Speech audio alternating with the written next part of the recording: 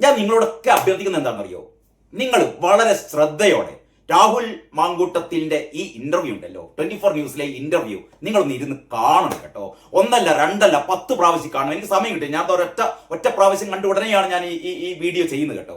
കഴിഞ്ഞ ഒരു കഴിഞ്ഞ കാലയളവിൽ ഞാനൊരു 12, 13, 14 എനിക്ക് കൃത്യമായി എണ്ണം എനിക്കറിയില്ല, ഏതാണ്ട് 10ൽ കൂടുതൽ വീഡിയോകൾ ഞാൻ രാഹുൽ മാങ്കൂട്ടത്തിന്റെ ഈ ലൈംഗിക അപവാദ കേസുമായി ഞാൻ ചെയ്തിട്ടുണ്ട്. ഈ വീഡിയോകളിലൊക്കെ ഞാൻ പറയാൻ വേണ്ടി ശ്രമിച്ചത് രാഹുൽ മാങ്കൂട്ടം നിരപരാധിയാണ്, രാഹുൽ മാങ്കൂട്ടം തെറ്റൊന്നും ചെയ്തിട്ടില്ല എന്ന് പറഞ്ഞാൽ രാഹുൽ മാങ്കൂട്ടം വളരെ കൃത്യമായി നേരത്തെ പറഞ്ഞിരുന്നു, ഞാൻ നിയമവിരുദ്ധമായി ഞാൻ ഒരു കാര്യങ്ങളും ചെയ്തിട്ടില്ല, നിയമവിരുദ്ധമായി ഞാൻ ഒരു കാര്യവും ചെയ്തിട്ടില്ല എന്ന് രാഹുൽ മാങ്കൂട്ടം ആദ്യത്തെ ആ കേസ് വന്നപ്പോൾ തന്നെ പറഞ്ഞിരുന്നു. എന്റെ ബോധ്യത്തിൽ അതാണ് ശരിയെന്ന് എനിക്ക് തോന്നിയതാണ്. എന്റെ ബോധ്യത്തിൽ എനിക്ക് അനുഭവപ്പെട്ട കാര്യങ്ങളാണ്.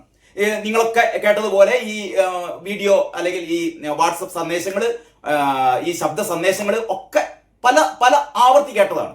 അപ്പോഴൊക്കെ ഇതിൽ നിന്ന് ഞാനെന്ന ജേർണലിസ്റ്റ് എന്റേതായ അനുഭവ പരിസരത്ത് നിന്ന്, എന്റേതായ ബോധ്യങ്ങളിൽ നിന്ന് ഞാൻ ഉൾക്കൊണ്ട കാര്യങ്ങളാണ്, ഞാൻ മനസ്സിലാക്കിയ കാര്യങ്ങളാണ്. ഇക്കാര്യത്തിൽ രാഹുൽ 100%, 100 അല്ല 101% നിരപരാധിയാണ് എന്നത്. അത് അവിടെ നിൽക്കട്ടെ. ഏതായാലും ഈ ഇന്നത്തെ ഇന്റർവ്യൂ കണ്ടതോടുകൂടി ഞാൻ എന്റെ ബോധ്യത്തിന്റെയും അപ്പുറത്ത് അത്രയും നിരപരാധിയായ ഒരു രാഹുലിനെയാണ് ഞാൻ കണ്ടത് കേട്ടോ. ആ 1 മണിക്കൂർ നേരം ഹാഷ്മിയുടെ എന്താ പറയാ മുന്നവെച്ചുള്ള ചോദ്യങ്ങൾക്ക്, അല്ലെങ്കിൽ അത്രയും ഹാർഷായ ചോദ്യങ്ങൾ മുമ്പിൽ പരുങ്ങാതെ പതറാതെ രാഹുൽ മാങ്കൂട്ടം പറയുന്നുണ്ട്, നിങ്ങൾ ചോദിക്കുന്ന എല്ലാ ചോദ്യങ്ങൾക്കും ഞാൻ മറുപടി പറയാം, എല്ലാ ചോദ്യങ്ങൾക്കും ഞാൻ മറുപടി പറയാം, പക്ഷേ എന്റെ മറുപടി നിങ്ങൾ പൂർത്തിയാക്കാൻ വേണ്ടി അനുവദിക്കണം. പലപ്പോഴും രാഹുലിന്റെ മറുപടി പൂർത്തിയാക്കാൻ വേണ്ടി ഹാഷ്മി അനുവദിക്കുന്നില്ല കേട്ടോ. ഹാഷ്മിയുടേതായ കുറെ മുൻവിധികളുണ്ട്. ഹാഷ്മിയുടേതായ കുറെ മുൻവിധികളുടെ ഒരു തടവറയിൽ നിന്നുകൊണ്ടാണ് ഹാഷ്മി ഈ ചോദ്യങ്ങളൊക്കെ ചോദിക്കുന്നത്. പക്ഷെ ഇതിനൊന്നും പ്രകോപിതനാവാതെ വളരെ കൂളായിട്ട് ഞാൻ തന്നെ അമ്പരന്ന് പോയി. രാഹുൽ മാങ്കൂട്ടം ഇത്രയും, നമുക്കറിയാലോ ഈ കഴിഞ്ഞ ആഗസ്റ്റ് മുതൽ സെപ്റ്റംബർ, ഒക്ടോബർ, നവംബർ, ഡിസംബർ, ജനുവരി, ഫെബ്രുവരി, ഒരു 6-7 മാസം അല്ലേ ഇവിടുത്തെ മീഡിയ മുഴുവൻ, ഇവിടുത്തെ ഭരിക്കുന്ന രാഷ്ട്രീയ പാർട്ടി CPM-ന്റെ എല്ലാവിധ മിഷണറികളും, കോൺഗ്രസിലെ ഒരു വലിയ വിഭാഗം, ഇവർ മുഴുവനും ആക്രമണം അഴിച്ചുവിടുന്ന ഒരു മനുഷ്യൻ ആദ്യമായി TV ചാനലിന് മുന്നിൽ പ്രത്യക്ഷപ്പെടുകയാണ്. രാഹുൽ മാങ്കൂട്ടം മനസ്സ് തുറക്കുകയാണ്. രാഹുൽ മാങ്കൂട്ടം ആ 1 മണിക്കൂറിനിടയിൽ പറഞ്ഞ ഒരുപാട് കാര്യങ്ങൾ, ഞാൻ ആ കാര്യങ്ങളെ കുറിച്ച് മുഴുവൻ പറയുവാനല്ല നിങ്ങളുടെ മുമ്പിൽ നിൽക്കുന്നത്. ഇതിൽ എന്നെ ഏറ്റവും അധികം സ്പർശിച്ച 2-3 കാര്യങ്ങളുണ്ട് കേട്ടോ, അത് പറയാതിരിക്കാൻ വയ്യ. അതായത് രാഹുൽ മാങ്കൂട്ടം വളരെ കൃത്യമായി ഇതിൽ 3 സ്ത്രീകളുടെ പേര് പറയുന്നുണ്ട് കേട്ടോ. അത് പരാതിക്കാരികളുടെ കാര്യമൊന്നും അദ്ദേഹം പറയുന്നില്ല. പരാതിക്കാരികളെ കുറിച്ച് ഒരു കാര്യവും രാഹുൽ പറയുന്നില്ല. ഹാഷ്മി ചോദിക്കുന്നുണ്ട്, രാഹുൽ മാങ്കൂട്ടത്തോട് ചോദിക്കുന്നു, രാഹുലെ ഈ കാര്യങ്ങളൊക്കെ നേരത്തെ തുറന്ന് പറഞ്ഞുകൂടായിരുന്നോ? രാഹുലിന് ഈ കാര്യങ്ങളൊക്കെ നേരത്തെ തുറന്ന് പറഞ്ഞുകൂടായിരുന്നോ എന്ന് ചോദിക്കുമ്പോ രാഹുൽ പറയുന്ന ഒരു കാര്യമുണ്ട്, ഹാഷ്മി, ഞാനും മറ്റൊരാളും തമ്മിലുള്ള ഞങ്ങളുടെ വ്യക്തിപരമായ ബന്ധങ്ങൾ, വ്യക്തിപരമായ ഞങ്ങളുടെ ഇടപാടുകൾ, വ്യക്തിപരമായ ഞങ്ങളുടെ സൗഹൃദങ്ങൾ ഈ 2 കൂട്ടർക്ക് അല്ലാതെ മറ്റാർക്കാണ് അറിയുക? രാഹുൽ ചോദിച്ച ഏറ്റവും പ്രസക്തമായ ചോദ്യമാണ്. രാഹുലും ഇപ്പൊ നമ്മുടെ മുമ്പിൽ ഒരു 3 പരാതിക്കാരുണ്ടല്ലേ, ആദ്യത്തെ പരാതിക്കാരി, രണ്ടാമത്തെ ഒരു പരാതിക്കാരി, പിന്നെ മൂന്നാമത്തെ ഈ കാനഡയിലെ പരാതിക്കാരി. 3 പരാതിക്കാരികളാണ് നമുക്ക് മുമ്പിൽ ഇപ്പോഴുള്ളത്. പിന്നെ റിനി ആൻ ജോർജ് ആണ് ഇതിന് തുടക്കമിട്ട റിനി ആൻ ജോർജ് ഉണ്ട്. പക്ഷേ റിനി ആൻ ജോർജ് രാഹുൽ മാങ്കൂട്ടത്തിന്റെ പേര് പറഞ്ഞിരുന്നില്ല. പക്ഷേ പേര് പറയാതെ തന്നെ അത് രാഹുൽ മാങ്കൂട്ടമാണെന്ന് റിനി ആൻ ജോർജ് പറഞ്ഞിരുന്നു. അവന്തിക പറഞ്ഞിരുന്നു. പിന്നെ ആരൊക്കെയാണ്, ഹണി ഭാസ്കർ പറഞ്ഞിരുന്നു, ഷഹനാസ് പറഞ്ഞിരുന്നു. അങ്ങനെ രാഹുലിന്റെ പേര് പറഞ്ഞ ഒരുപാട് സ്ത്രീകളെ നമുക്കറിയാം, 3 പരാതിക്കാരികളെ കുറിച്ചും അറിയാം. പക്ഷേ രാഹുൽ മാങ്കൂട്ടം പറയുന്നു, എന്തുകൊണ്ടാണ് ഹാഷ്മി ഞാൻ ഈ കാര്യങ്ങളൊന്നും തുറന്നു പറയാത്തതെന്നറിയോ? ഇപ്പൊ നിങ്ങൾ കേട്ടത് മുഴുവനും ഒരാളുടെ, അതായത് ഞാനും മറ്റൊരാളും തമ്മിലുള്ള ഇടപാടുകൾ, ഞങ്ങളുടെ ബന്ധങ്ങൾ, ഞങ്ങളുടെ സൗഹൃദങ്ങൾ, അതിനിടയ്ക്കുണ്ടായ ഞങ്ങളുടെ എല്ലാവിധ ഇടപാടുകളും, ഇതിൽ ഒരാൾ മാത്രമാണ് ഇതുവരെ സംസാരിച്ചത്. അതായത് 1ാം പരാതിക്കാരിയും 2ാം പരാതിക്കാരിയും 3ാം പരാതിക്കാരിയും ഈ പറഞ്ഞ ഹണി ഭാസ്കറും അവന്തികയും അല്ലെങ്കിൽ റിനി ആൻ ജോർജും ഒക്കെ നമ്മളോട് പറഞ്ഞ കുറച്ച് കാര്യങ്ങൾ, മുഴുവൻ കാര്യങ്ങൾ നമുക്കറിയില്ല, അവര് പറഞ്ഞ കുറച്ച് കാര്യങ്ങളാണ് നമുക്കറിയുന്നത്. അപ്പോൾ രാഹുൽ മാങ്കൂട്ടം പറയുന്നു, ഞാനും അവരും തമ്മിലുള്ള ആ ഒരു എന്താണ് യഥാർത്ഥത്തിൽ സംഭവിച്ചതെന്ന് ആകെ ലോകത്ത് ഞങ്ങൾക്ക് 2 കൂട്ടർക്കും മാത്രമേ അറിയുള്ളൂ, മറ്റുള്ളവർക്കൊന്നും അറിയില്ല.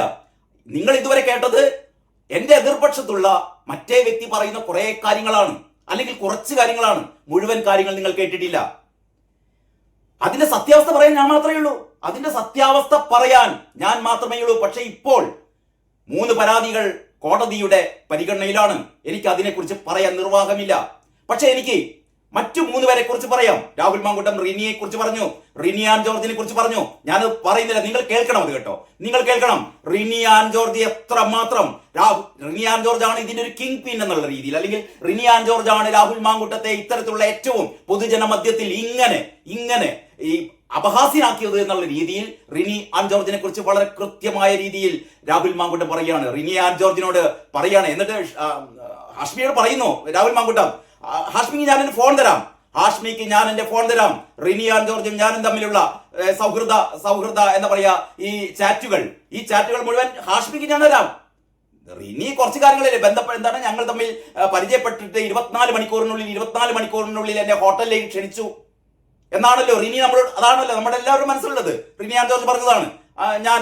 അതായത് റിനി ആൻ ജോർജ് ആണ് ആദ്യമായി രാഹുൽ മാങ്കൂട്ടത്തെ ബന്ധപ്പെടുന്നത്. അക്കാര്യം റിക്വസ്റ്റ് അയച്ചത് ഞാൻ തന്നെയാണെന്ന് റിനി ഈ പൊതുസമൂഹത്തിൽ വന്ന് പറഞ്ഞതാണ്. അപ്പൊ 24 മണിക്കൂറിനുള്ളിൽ രാഹുൽ മാങ്കൂട്ടം അവരെ ഒരു ഹോട്ടലിലേക്ക് ക്ഷണിച്ചു എന്നുള്ള രീതിയിലാണ് റിനി പറഞ്ഞത്. അപ്പോൾ രാഹുൽ മാങ്കൂട്ടം പറയുന്നത്, ഹാഷ്മി ശരി ഞാൻ ഹോട്ടലിലേക്ക് ക്ഷണിച്ചു എന്നുള്ളത് ആണല്ലോ നിങ്ങൾ കേട്ടത്. അതിനുശേഷം റിനി ആൻ ജോർജിന്റെ പ്രതികരണങ്ങൾ, അതിന്റെ മുന്നേ റിനി ആൻ ജോർജിന്റെ പ്രതികരണങ്ങൾ അവർ പുറത്തുവിടട്ടെ എന്നാ ചോദിക്കുന്നത്. അവർ പുറത്തുവിടട്ടെ. റിനി ആൻ ജോർജ് പറയുന്നുണ്ടല്ലോ എന്നെ ഹോട്ടലിലേക്ക് ക്ഷണിച്ചു. അതിനുശേഷം എന്തായിരുന്നു റിനി ആൻ ജോർജിന്റെ പ്രതികരണം?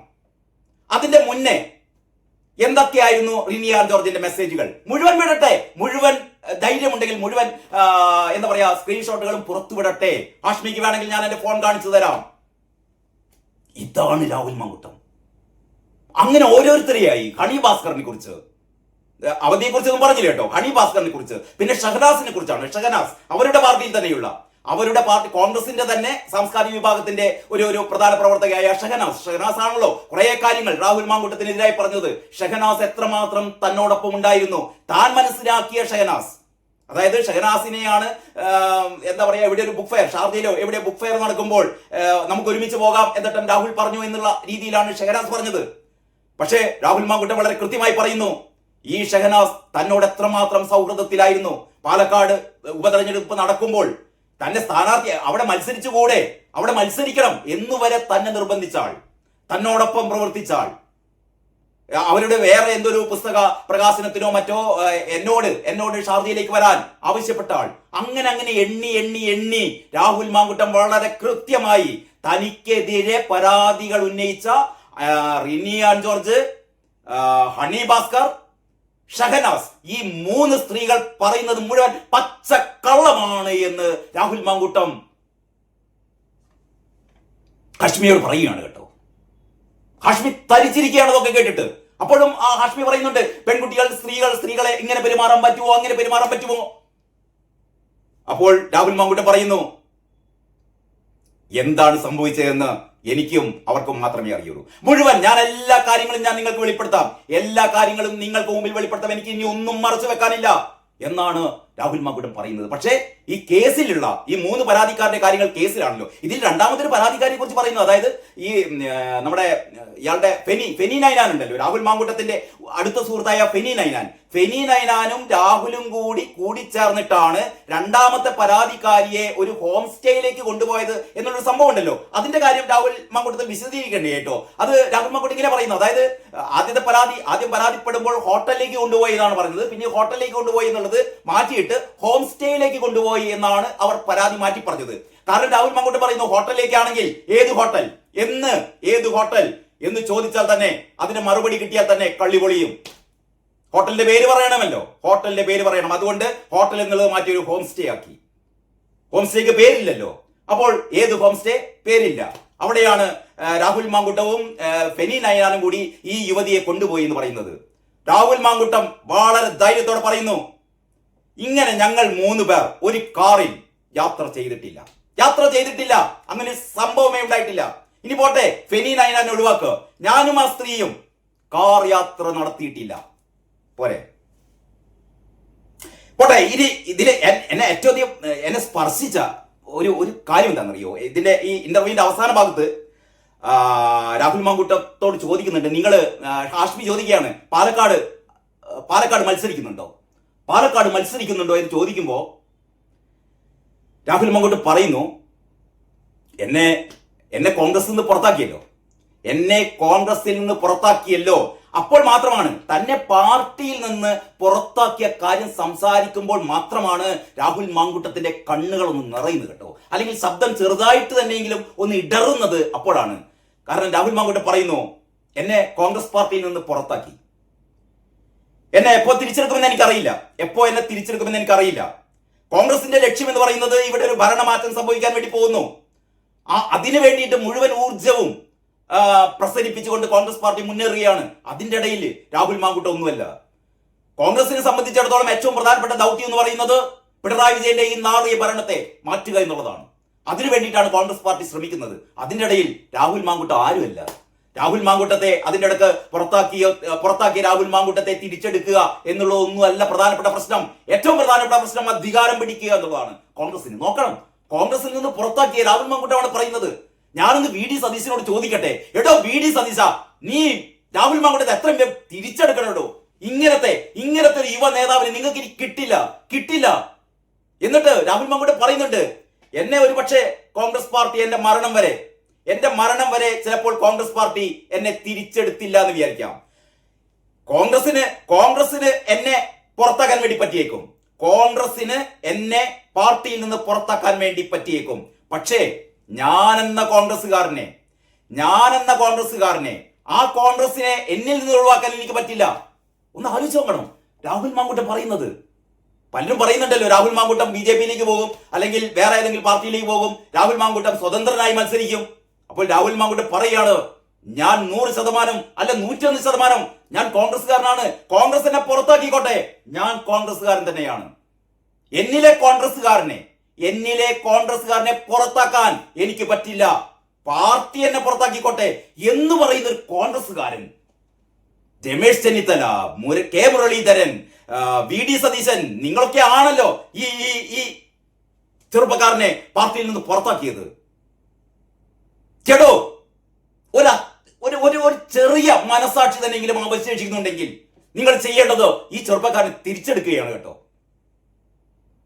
ആ ഒരൊറ്റ രാഹുലിന്റെ നിലപാട് സമ്മതിച്ചു പോയിട്ടോ. ഞാൻ ഒരിക്കലും വിചാരിച്ചിട്ടില്ല രാഹുൽ മാങ്കൂട്ടത്തിന്റെ ആ ഒരു മറുപടി കേട്ടോ.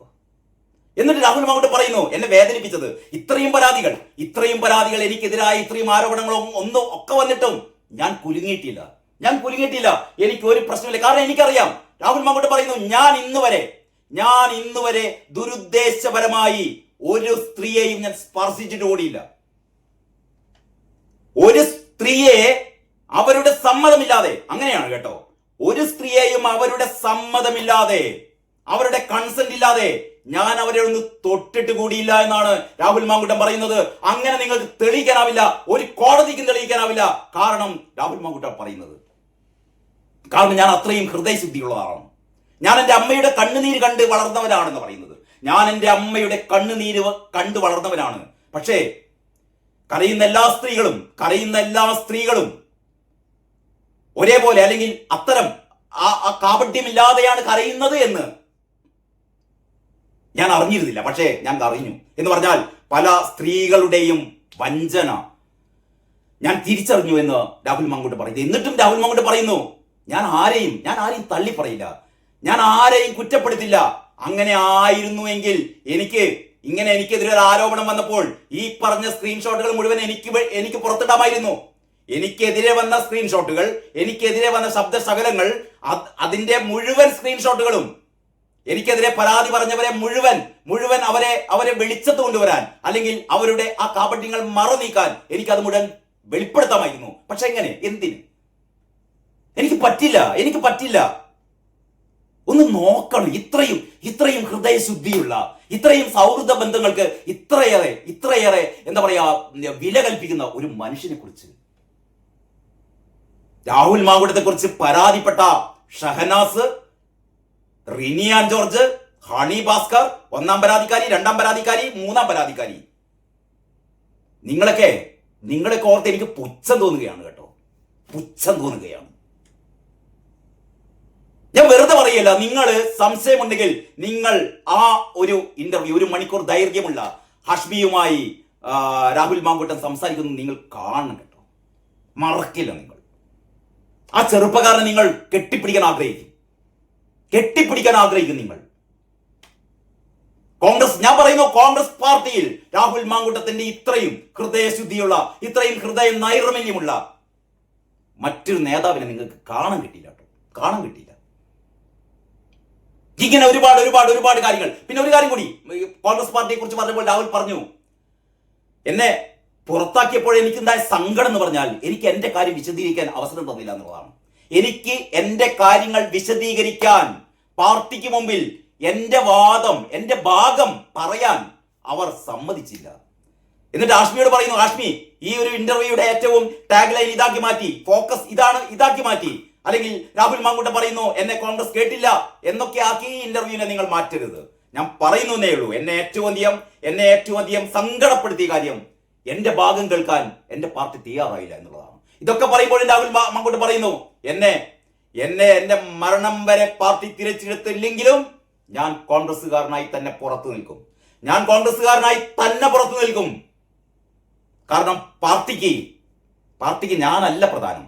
പാർട്ടിക്ക് പ്രധാനം ഈ വരുന്ന തെരഞ്ഞെടുപ്പിൽ പിണറായി വിജയന്റെ ഈ ദുർഭരണത്തെ മാറ്റി ഭരണം പിടിക്കുക എന്നുള്ളതാണ് കോൺഗ്രസിന്റെ ലക്ഷ്യമെന്ന് കോൺഗ്രസിനുള്ളിലുള്ള എത്ര പേർക്ക് ആഗ്രഹമുണ്ട്? ശരിക്കും ഞാൻ ചോദിക്കുകയാണ്, കോൺഗ്രസിനുള്ളിൽ നിൽക്കുന്ന എത്ര പേർക്ക് രാഹുൽ മാങ്കൂട്ടത്തെ പോലെ ഇത്രമാത്രം ആർജവത്തോടെ, ഇത്രമാത്രം സത്യസന്ധതയോടെ, ഇത്രമാത്രം ആത്മാർത്ഥതയോടെ പാർട്ടിയോട് ചേർന്ന് നിൽക്കാൻ കഴിയുന്നുണ്ട്? ഈ ഇന്റർവ്യൂ കണ്ടു തീരുമ്പോൾ നമുക്ക് തോന്നുന്നത്, എന്റെ മനസ്സിൽ ഈ ഇന്റർവ്യൂ കണ്ടു തീർന്നപ്പോൾ എനിക്ക് VD സതീശനോടും രമേശ് ചെന്നിത്തലയോടും കോൺഗ്രസിലെ തലമുതിർന്ന നേതാക്കന്മാരോട് എന്റെ മനസ്സിൽ നുരഞ്ഞു വരുന്ന രോഷമുണ്ട് കേട്ടോ. ഇങ്ങനെ ഒരു ചെറുപ്പക്കാരനെ നിങ്ങൾ പുറത്തു നിർത്തുകയാണ് കേട്ടോ. ഓരോ കോൺഗ്രസ്സുകാരനും ആലോചിക്കണം ഇത് എത്രമാത്രം നിങ്ങൾക്ക് ഡാമേജിങ് ആണ് എന്നുള്ളത്. കാരണം തനിക്കെതിരെ ഉയർന്നു വന്ന ഈ ആരോപണങ്ങൾക്ക് പിന്നിൽ അത്രയും വൻ ഗൂഢാലോചനയാണെന്നും ആരൊക്കെയാണ് ഇതിൽ ഗൂഢാലോചന നടത്തിയതെന്നും ഇതിന്റെ പിന്നിൽ ആരൊക്കെയാണ് എന്നുള്ള സൂചന കൂടി ഈ ഇന്റർവ്യൂവിൽ രാഹുൽ നടത്തുന്നുണ്ട് കേട്ടോ. ആരാണ് ഇതിന് പിന്നിൽ പ്രവർത്തിച്ചത്? ആരാണ് ഈ ഗൂഢാലോചനയുടെയൊക്കെ സൂത്രധാരൻ? ആരൊക്കെ ചേർന്നിട്ടാണ് ഈ ഗൂഢാലോചന നടത്തിയത്? ഏതൊക്കെ മാധ്യമ പ്രവർത്തകർ, ഏതൊക്കെ രാഷ്ട്രീയ പ്രവർത്തകർ അല്ലെങ്കിൽ മാധ്യമ പ്രവർത്തകർ, അങ്ങനെയുള്ള ഒരു ഗൂഢസംഘത്തെ കുറിച്ച് കൂടി രാഹുൽ മാങ്കൂട്ടം ഈ ഇന്റർവ്യൂവിൽ സൂചന നൽകുന്നുണ്ട് കേട്ടോ. ഏതായാലും രാഹുൽ മാങ്കൂട്ടത്തെ നമുക്ക് ഇനി അങ്ങനെ എഴുതിത്തള്ളാൻ പറ്റില്ല കേട്ടോ. മറ്റൊന്ന്, ഇന്ന് രാഹുൽ മാങ്കൂട്ടം ഈ ഇന്റർവ്യൂവിൽ ഹാഷ്മിയുടെ മുന്നിൽ ഇരിക്കുന്നതിന് തൊട്ടു മുമ്പ് രാഹുൽ മാങ്കൂട്ടത്തിന്റെ എന്താ പറയാ ആദ്യത്തെ പരാതിക്കാരിയുടെ വേറെ കുറെ ശബ്ദശകലങ്ങൾ പല ന്യൂസ് 18 ഞാൻ കണ്ടത്. പല ചാനലുകളും 4th കണ്ടു, പിന്നെ ന്യൂസ് 18 കണ്ടു. അതായത് രാഹുൽ മാങ്കൂട്ടം വീണ്ടും അതിജീവിതയെ ഭീഷണിപ്പെടുത്തുന്നു. ഞാൻ പെട്ടെന്ന് വിചാരിച്ചു വേറൊരു അതിജീവിതം വന്നോ. നോക്കുമ്പോൾ 1ാം പരാതിക്കാരിയാണ്. ആദ്യത്തെ പരാതിക്കാരിയുടെ ആ സംഭാഷണങ്ങൾ വീണ്ടും കുറച്ച് കാര്യങ്ങളൊക്കെ കൂട്ടിച്ചേർത്തുള്ള സംഭാഷണം പുറത്തിറങ്ങിയിരുന്നു ഇന്ന് കാലത്ത്. അപ്പോഴാണ് വളരെ ആകസ്മികമായിട്ടാണ് ഞാൻ 24 ഈ ഇന്റർവ്യൂ കണ്ടത്. ഞാനിങ്ങനെ ഫേസ്ബുക്ക് നോക്കുമ്പോഴാണ് രാഹുൽ ഈശ്വറിന്റെ ഒരു മെസ്സേജ് കാണുന്നത്. ഈ 5 മണിക്ക് 24 ഇങ്ങനെ ഒരു സംഭവം ഉണ്ട്. പെട്ടെന്ന് നോക്കുമ്പോഴത്തേക്ക് ജസ്റ്റ് തുടങ്ങിപ്പോയിരുന്നു. പിന്നെ ഞാൻ എന്റെ ലാപ്ടോപ്പിലാണ് ഇത് കണ്ടത് മുഴുവൻ, ആദ്യം മുതൽ അവസാനം വരെ ഈ ഇന്റർവ്യൂ കണ്ടത്. ശരിക്കും ഷോക്കിംഗ് ആയി പോയിട്ടോ. കാരണം എങ്ങനെയാണ് ഈ ഹാഷ്മി ഇതൊക്കെ പറയുമ്പോഴും, ഹാഷ്മി ഈ കാര്യങ്ങളൊക്കെ പറയുമ്പോൾ ഹാഷ്മി ചോദിക്കുന്നുണ്ട്, അപ്പൊ രാഹുൽ മാങ്കൂട്ടം ഈ കാര്യങ്ങൾ മുഴുവൻ, നിങ്ങൾക്കെതിരായി വന്ന ഈ ആരോപണങ്ങൾ മുഴുവൻ വ്യാജമാണോ എന്ന് ചോദിക്കുമ്പോൾ രാഹുൽ മാങ്കൂട്ടം ചോദിക്കുന്നുണ്ട്, അല്ല ഹാഷ്മി, വ്യാജ ആരോപണങ്ങളൊന്നും ആർക്കെതിരെയും ഉണ്ടാവാറില്ലേ? ആർക്കെതിരെയും വ്യാജ ആരോപണങ്ങൾ ഉണ്ടാവാറില്ലേ? അപ്പോൾ ഹാഷ്മി ചോദിക്കുന്നു, ഈ തുടരെ താങ്കൾക്കെതിരെ ഇങ്ങനെ വ്യാജ ആരോപണങ്ങൾ. അപ്പോഴാണ് രാഹുൽ മാങ്കൂട്ടം പറയുന്നത് ഈ ആരോപണങ്ങളുടെയൊക്കെ പിന്നിൽ എന്താണ്, ഇതിന്റെയൊക്കെ നിജസ്ഥിതി. ഇതിൽ ഉമ്മൻചാണ്ടിയെ കുറിച്ച് പരാമർശിക്കുന്നുണ്ട്. ഉമ്മൻചാണ്ടിക്കെതിരായി വന്ന ആരോപണങ്ങൾ, അതല്ലാത്ത മറ്റ് കോൺഗ്രസിലെ ഇപ്പോഴുള്ള ജീവിച്ചിരിപ്പുള്ള നേതാക്കൾക്കെതിരെ വന്ന ആരോപണങ്ങൾ, PT കുഞ്ഞുമുഹമ്മദിനെതിരെ വന്ന ആരോപണങ്ങൾ, അതിനെങ്ങനെയാണ് സർക്കാർ നേരിട്ടത്? തനിക്കെതിരെ വന്ന ഈ ആരോപണത്തെ എങ്ങനെയാണ് സർക്കാർ നേരിട്ടത്? ഇവിടെ രാഷ്ട്രീയമായ ഒരു അറ്റാക്ക് തന്റെ നേർക്ക് എങ്ങനെയുണ്ടായി തുടങ്ങി ഒരുപാട്. ഈ 1 മണിക്കൂറിനുള്ളിൽ രാഹുൽ മാങ്കൂട്ടം പറയേണ്ട കാര്യങ്ങളെല്ലാം വളരെ മനോഹരമായി, വളരെ കൃത്യമായി രാഹുൽ പറഞ്ഞിരിക്കുകയാണ് കേട്ടോ. അപ്പൊ ഞാൻ വിചാരിക്കുന്നു ഇനിയുള്ള ദിവസങ്ങളിൽ രാഹുൽ മാങ്കൂട്ടം ഇനിയും പുറത്തു വരും. അതിജീവിതമാരല്ല കേട്ടോ, ഇവരൊക്കെ എങ്ങനെയാ അതിജീവിതമാരാകുന്നത്? 3 പരാതിക്കാരികൾ, പിന്നെ 3 രാഹുലിനെതിരെ ദുഷ്പ്രചാരണം നടത്തിയ, ഒരുപക്ഷെ മിക്കവാറും റിനിയാൻ ജോർജും ഈ പറയുന്ന ബാക്കിയുള്ള ആൾക്കാരൊക്കെ മിക്കവാറും അഴിക്കുള്ളിലാവും കേട്ടോ. പക്ഷെ രാഹുൽ മാങ്കൂട്ടം അങ്ങനെ ഒരു എന്താ പറയാ പ്രതികാര നടപടികൾ ആഗ്രഹിക്കാത്തൊരു നല്ല മനുഷ്യനായതുകൊണ്ട് അതല്ലാത്ത മറ്റാരെങ്കിലും ആയിരുന്നെങ്കിൽ അഴിയെണ്ണുമായിരുന്നു കേട്ടോ, റിനിയാൻ ജോർജും മറ്റുള്ള ആൾക്കാരും. ഏതായാലും കോടതി രാഹുൽ മാങ്കൂട്ടം പറയുന്നു, എന്നെ പത്രക്കാരൊന്നും വിശ്വസിക്കേണ്ട. പക്ഷെ കോടതി കാര്യങ്ങൾ മനസ്സിലാക്കുന്നുണ്ടല്ലോ, കോടതി കാര്യങ്ങൾ മനസ്സിലാക്കിയല്ലോ എന്നാണ് രാഹുൽ ആശ്വസിക്കുന്നത്. മറ്റൊന്ന്, രാഹുൽ പറയുന്നു ഈ അടച്ചിട്ട മുറിയിൽ വെച്ചിട്ട് മതി ഈ വാദങ്ങൾ നടക്കുന്നത് എന്ന് പറഞ്ഞത് ഞാൻ തന്നെയാണ്. കാരണം അതിജീവിതമാർ അല്ലെങ്കിൽ പരാതിക്കാരികളുടെ കാര്യങ്ങളൊന്നും പുറത്തേക്ക് പോകരുത് എന്ന് അപ്പോൾ ഞാൻ ആഗ്രഹിക്കുന്നു എന്നാണ് ഈ മനുഷ്യൻ പറയുന്നത് കേട്ടോ. അപ്പൊ ഇത്രയൊക്കെയാണ് രാഹുൽ മാങ്കൂട്ടത്തിന്റെ ആ ഇന്റർവ്യൂ. വരും ദിവസങ്ങളിൽ രാഹുൽ മാങ്കൂട്ടം കൂടുതൽ തുറന്നു കാണിക്കപ്പെടും എന്നാണ് ഞാൻ കരുതുന്നത്. അത്തരം തുറന്നു കാട്ടലുകൾ വരുമ്പോ എതിർപക്ഷത്തു നിന്നുള്ള വ്യാജ ആരോപണങ്ങൾ സ്വാഭാവികമായി കുറയുക തന്നെ ചെയ്യുമെന്നും കരുതുന്നു. ബാക്കി കാര്യങ്ങൾ നമുക്ക് അടുത്ത വീഡിയോയിൽ ചർച്ച ചെയ്യാം. തൽക്കാലം നന്ദി, നമസ്കാരം.